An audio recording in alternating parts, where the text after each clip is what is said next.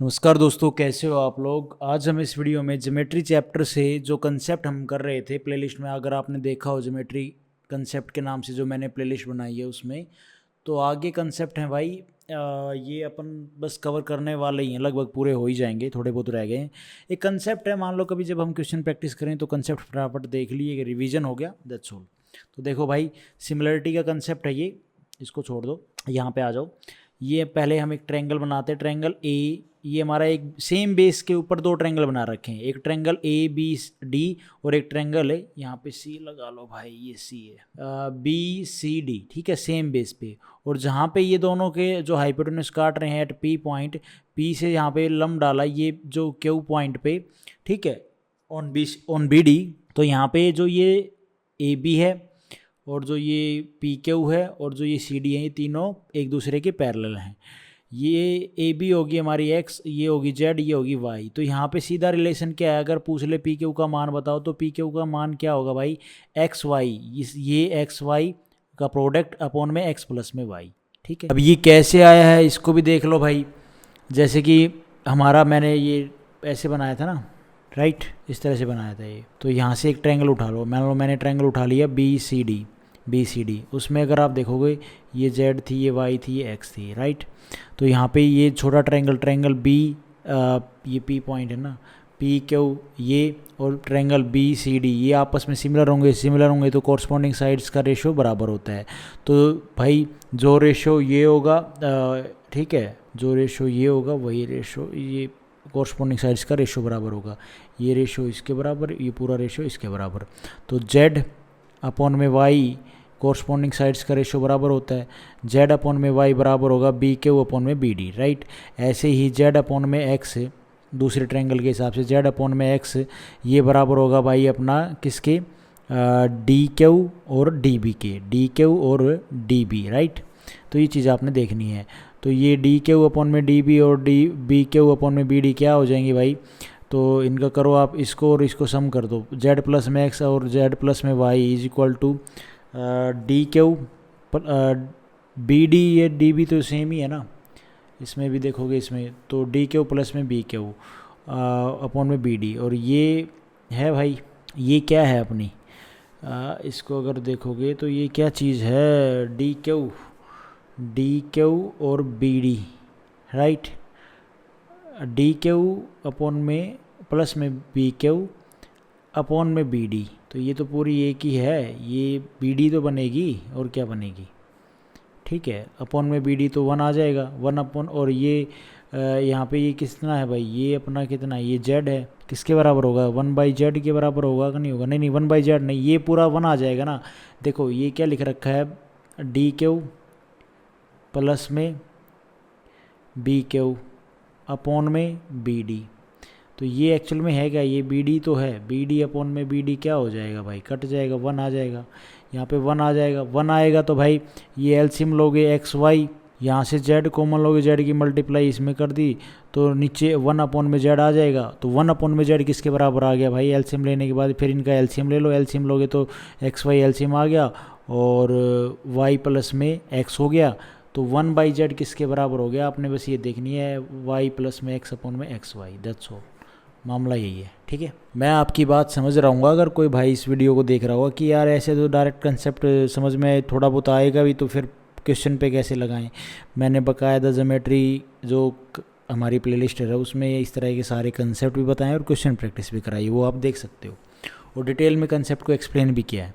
ये fix theorem है भाई, फिक्स थ्योरम में क्या होता है, in a triangle sides are in AP series. Fixed theorem में क्या होता है कि कोई ट्रायंगल की जो साइड्स है ना वो एपी सीरीज में है। एपी सीरीज मान ले 3 4 5, इसमें सेम गैप हो एक एक का, ठीक है, वो एपी सीरीज होती है। लार्जेस्ट एंगल उसमें क्या होगा, 2 इंटू में स्मॉलेस्ट एंगल। जो अगर हमारा ट्रायंगल एपी सीरीज में, तो उसका ट्रायंगल का जो लार्जेस्ट एंगल होगा वो जो स्मॉलेस्ट एंगल है ना उसका उसका दो गुना कर दो भाई। तो साइड रेशो क्या होगा, 4:5:6 या 3:4 रेशो कह सकते हो, लेकिन ये फिक्स रेशो हो जाएगा जब हमारा इस तरह से एपी सीरीज में होगा, तो रेशो होगा 4:5:6, ये आपने ध्यान रखना है। मैंने तो ये 3 4 5 का तो आपको वैसे बोल दिया कि ये एक एपी सीरीज होती है। उसके बाद भाई मीडियल ट्रायंगल क्या होते हैं, मीडियल ट्रायंगल में देख लो, ये हमारा ट्रायंगल ए बी सी है, उसमें जो ये डी है ये पैरेलल टू बी सी है, या फिर कह सकते हो mid point. Triangle A B C, उसका एरिया यूनिट 4 है, ए बी सी का इस पूरे ट्रायंगल का एरिया 4 है। ट्रायंगल ए डी का एरिया बताओ भाई। तो वी नो किसी भी ट्रायंगल में मिड पॉइंट ए से, मतलब मिड पॉइंट से, जैसे ये साइड ए बी और ए सी के मिड पॉइंट से, और मिड पॉइंट से हम जो रेखा मिलाएंगे डी ई, ये भैया इस बड़े ट्रायंगल को दो, यहाँ पे एक छोटा ट्रायंगल और बना देगी। तो यहाँ पे जो छोटा ट्रायंगल और बड़ा ट्रायंगल है ना, ये आपस में सिमिलर होंगे। Triangle A D E similar होगा भाई ट्रायंगल ए बी सी के, ठीक है, ये आपस में सिमिलर होंगे। तो भाई छोटे बड़े ट्रायंगल सिमिलर होंगे तो कोरस्पॉन्डिंग साइड्स का रेशो 1:2 होगा। ये बात आपने ध्यान रखनी है। कोरस्पॉन्डिंग साइड्स का रेशो मैं उम्मीद करता हूँ समझ गए होंगे। बड़ी 2 ये है और इसका 1 इनका, डी ई और इसका रेशो 1:2 होगा। और भाई इसका 1 और इस पूरी का 2 होगा। ऐसे इसका 1 और इसका पूरी का 2 रेशो होगा, राइट।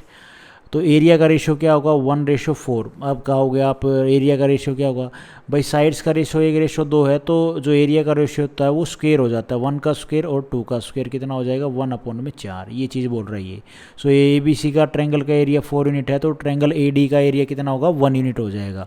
ये बात आपने समझनी है, याद करनी है, कैसे भी समझ लो, धीरे धीरे समझ लो। उसके बाद देखो मीडियल ट्रायंगल बनेगा आगे। मीडियल ट्रायंगल क्या होता है? ट्रायंगल के तीनों साइडों के मिड पॉइंट को मिला के जो ट्रायंगल बीच का बनेगा उसको मीडियल ट्रायंगल कहते हैं। मैं आगे आपको बता दूंगा। उसके बाद देखो D E R mid point, ये मिड पॉइंट थे ऑन ए बी और ए सी। अब एफ मिड पॉइंट है बी सी का, ठीक है, इसको यहाँ से मिला दिया तो ट्रायंगल ए बी सी को देखो और ट्रायंगल बी डी एफ को देखो।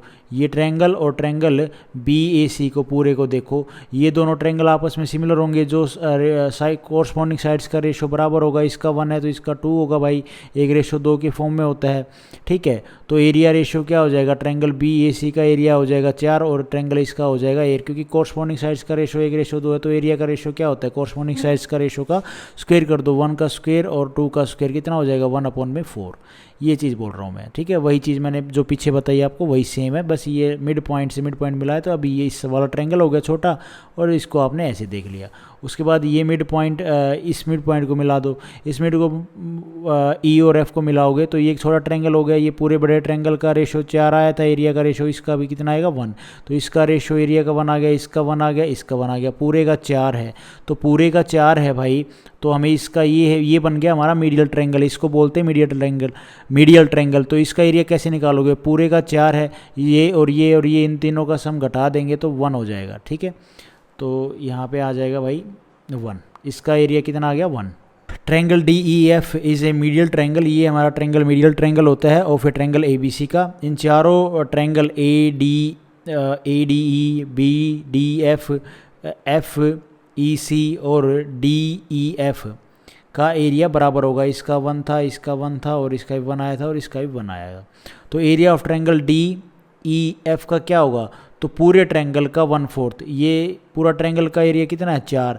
तो इसका 1 है तो ये कितना हो जाएगा? 1/4 हो जाएगा भाई। Area of triangle A B C का जो एरिया है ना, उसका 1/4 कर दो भाई, तो वो एरिया हो जाएगा ट्रायंगल डी ई एफ का। पेरीमीटर क्या होगा इस ट्रायंगल डी ई एफ का? तो पेरीमीटर क्या हो जाएगा भाई? ये मिड पॉइंट है, राइट, ये भी मिड पॉइंट है, ये भी मिड पॉइंट है। तो ये जो भुजा है हमारी, ये क्या थी? ये 1 थी और ये बी सी क्या थी? 2 थी।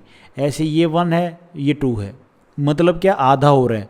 समझ रहे हो क्या हो रहा है भाई? ये 1 की फॉर्म में थी 1:, और ये 2:, ये भी 1 तो ये 2, ये 1 तो ये 2, राइट, पूरी। तो भाई ए बी का हाफ कितना हो? ए बी का हाफ जो है वो बराबर होगा इसके बराबर, और ए सी का हाफ इसके बराबर, बी सी का हाफ इसके बराबर। तो ए बी का हाफ प्लस में बी सी का हाफ प्लस में ए सी का हाफ कर दो, means 1/2 of perimeter of triangle A B C, मतलब 1/2 कर दो। पूरे ट्रायंगल जो ए बी सी है उसके पेरीमीटर का हाफ कर दोगे तो वो आ जाएगा पेरीमीटर किसका? ट्रायंगल डी ई एफ का, राइट। मैं उम्मीद करता हूँ आप लोगों को ये बात बेसिक थी, समझ में आई गई होगी। तो आज हम इस वीडियो में इतने ही कंसेप्ट देखते हैं, बाकी नेक्स्ट वीडियो में और देखेंगे। Thank you so much guys. Video आपको ठीक लगी तो लाइक करना, चैनल पे नए हो तो सब्सक्राइब करना।